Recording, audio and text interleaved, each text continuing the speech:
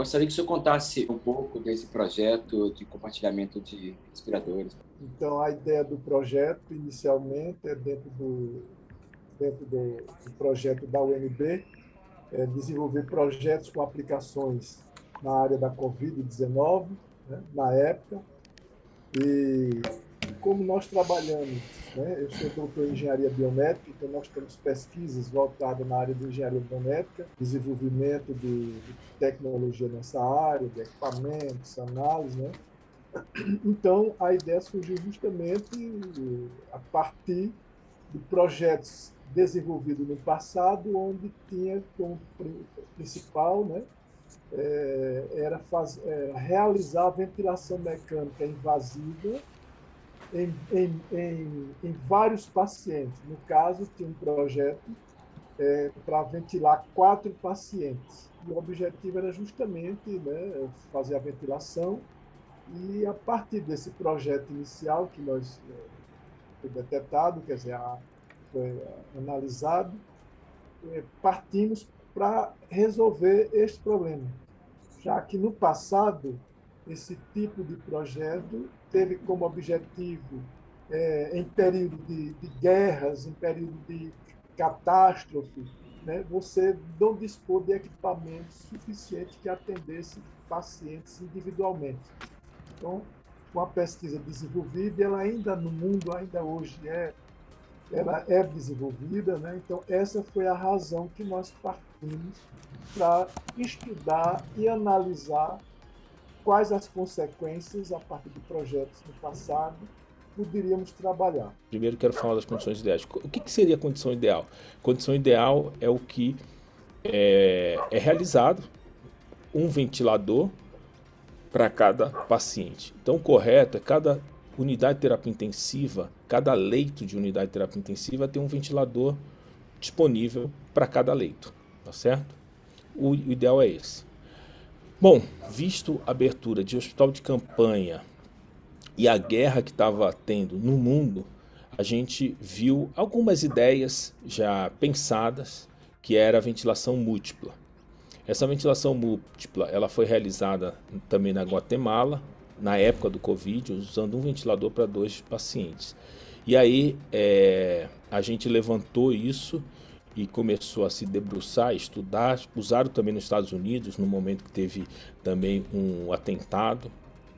E a gente jogou na balança as vantagens e as desvantagens, né? Isso aqui acho que precisa ficar muito claro, porque a ciência sempre lida com questões, e essa questão sempre vai ter o ponto positivo e o ponto negativo, as vantagens e as desvantagens. Então, em cima das desvantagens, a gente era claro que a questão da infecção cruzada e também a lesão induzida pelo ventilador. Hoje não, há mais de 30 anos a gente sabe que o ventilador, sendo mal conduzido pelos profissionais da saúde, eles fazem lesão no pulmão. Então, diante de ajudar, ele prejudica. Então, tem uma condição que bem conhecida, uma condição clínica que a gente chama a lesão induzida pelo ventilador mecânico. Tá certo? Então, a gente sabia desse desafio, por quê? Porque a necessidade do volume corrente para um paciente é diferente para o outro, a frequência respiratória é diferente, não é? As pressões do ventilador também são diferentes, tudo isso é personalizado, individualizado de acordo com a mecânica respiratória de cada doente, né? Que a gente chama de impedância do sistema respiratório. Mas, frente uma pandemia, uma guerra, às vezes vale a pena correr alguns riscos para salvar o maior número de pessoas. Então, nesse sentido, a engenharia, com seus recursos, né, a gente uniu essa força para otimizar esse projeto, no sentido de um ventilador gerar, através de pressão, fluxo, que vai gerar os volumes para ventilar o doente, a gente ter controles, né, válvulas controladoras, aí o professor Vinícius depois vai explicar melhor isso, não é? Em relação a gente conseguir controlar para cada paciente. Então, apesar do ventilador estar gerando um volume, através de uma pressão e de um fluxo, a gente conseguiria, na ponta, otimizar as pressões e os volumes que nós acharíamos por bem para cada paciente. Então, apesar do ventilador ser múltiplo, conseguir individualizar na ponta essa ventilação. Então, um desafio monstro, mas a gente está aqui como pesquisador para gerar conhecimento e as novas tecnologias, tá certo? E quanto à contaminação cruzada, preocupava pela questão do Covid, mas a gente já entendia que os dois estavam com Covid, que seria a forma mais fácil, porque é um vírus de alta transmissibilidade, mas os controles com filtro EPA, né, que é o filtro adequado para esse tipo de ventiladores, a gente acredita que a gente ia conseguir controlar a questão da infecção cruzada. Então, o nosso desafio maior era individualizar a ventilação para cada indivíduo a partir de um ventilador único. Professor, em que fase está essa pesquisa? Conseguimos chegar ao intuito de testar em pacientes, não fizemos os primeiros testes em simuladores, né?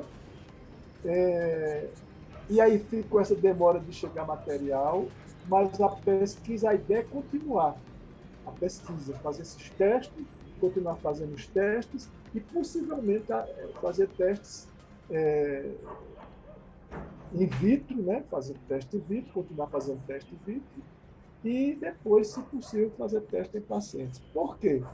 Porque poderemos ter, nós estamos vendo ainda a questão da Covid, surgem novos tipos de cepa, então pode vir outro lockdown aí e precisarmos ainda disso aí. Outra coisa também é a legislação.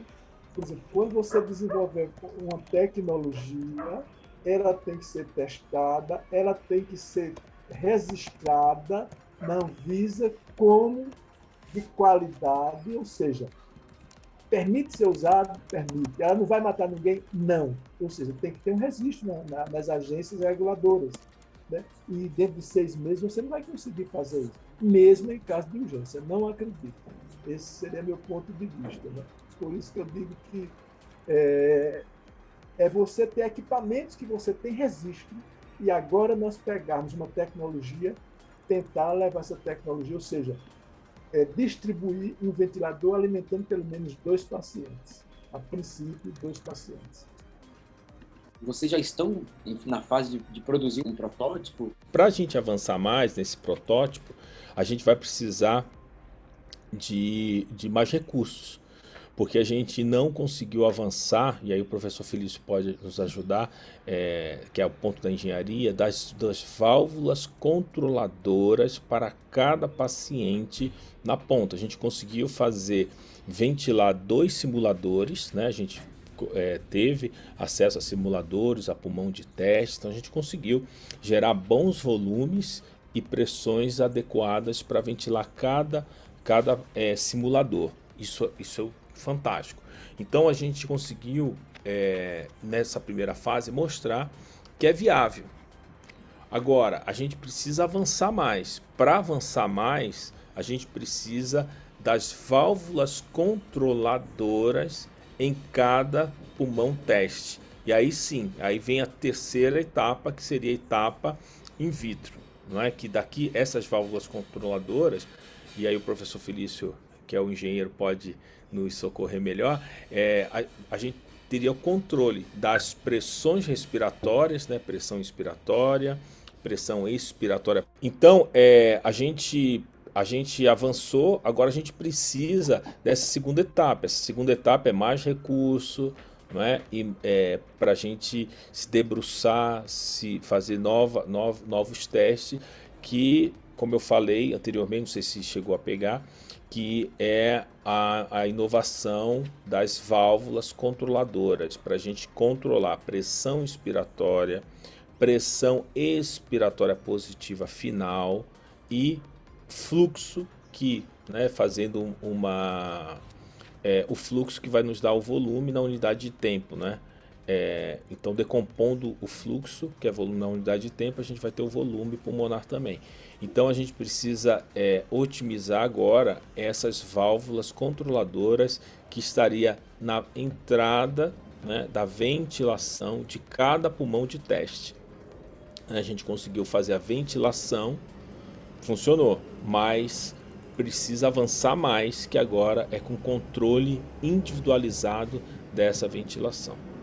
Eu acredito que possivelmente, depois do retorno agora, né, depois dessas férias, essas curtas férias, eu acredito que poderemos já passar um plano de trabalho e retomar, como o Sérgio está falando, quer dizer, primeiro teste vitro, né? Teste vitro. Depois, a possibilidade de termos fazer teste com pacientes.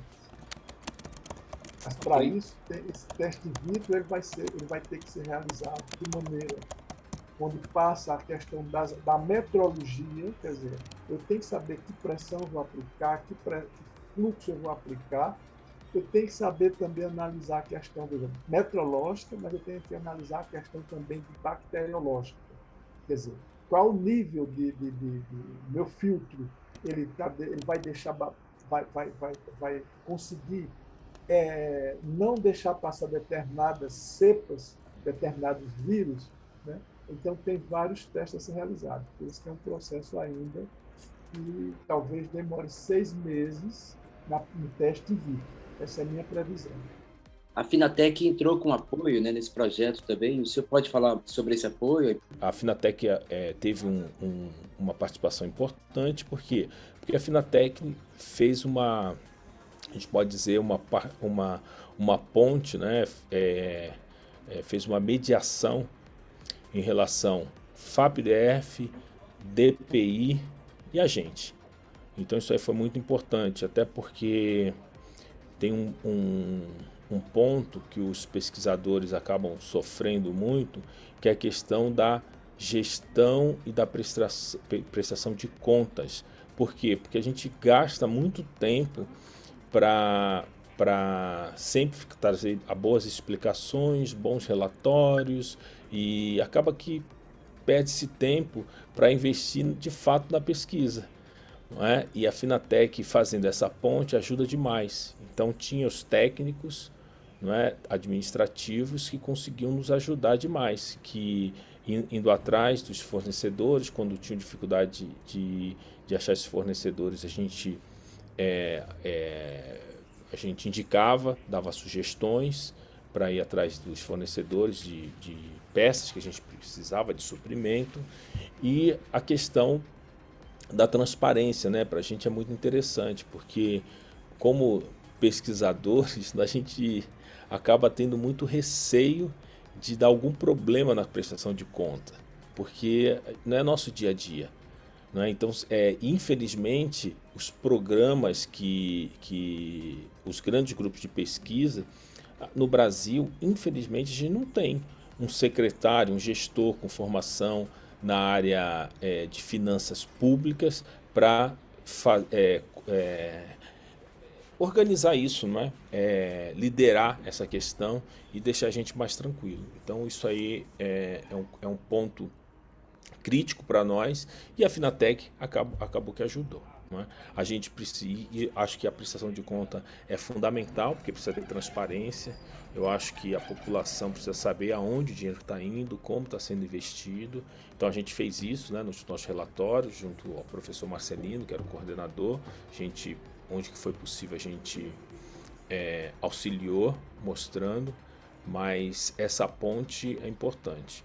E com a Finatec também foi mais fácil lidar com a FAPDF, né? Que acho que foi uma porta que se abriu a partir da Finatec, DPI, da Universidade, Departamento de Pesquisa e Inovação.